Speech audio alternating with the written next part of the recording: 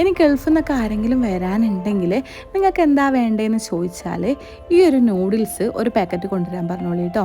ചെറിയ പൈസയുള്ളൂ, അതുപോലെ തന്നെ നല്ല ടേസ്റ്റുമാണ്. ഒരു വട്ടെങ്കിലും ട്രൈ ചെയ്ത് നോക്കണം. അപ്പോൾ മറക്കണ്ട, ഇനി ആരെങ്കിലും ചോദിക്കുകയാണെങ്കിൽ നൂഡിൽസ് കൊണ്ടുവരുമെന്ന് പറഞ്ഞോളി. അപ്പോൾ നമുക്ക് എങ്ങനെയാണ് മേക്ക് ചെയ്യുന്നതെന്ന് നോക്കിയാലോ.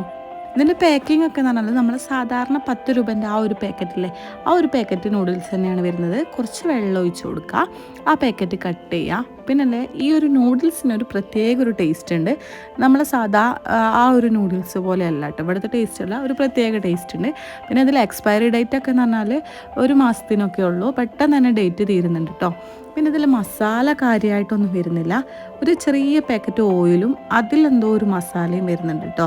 ഞാൻ വെള്ളം തിളക്കാനൊന്നും നിൽക്കില്ല, അതിട്ട് കൊടുത്ത് പിന്നെ ആ ഒരു ഓയിലൊന്ന് ജസ്റ്റ് ഒന്ന് മിക്സ് ചെയ്ത് കൊടുക്കുക. അല്ലെങ്കിൽ അടിഭാഗത്ത് ആ ഒരു മസാല താന്ന് കിടക്കുന്നതുകൊണ്ട് ഇതിൽ കറക്റ്റ് വരില്ല കേട്ടോ.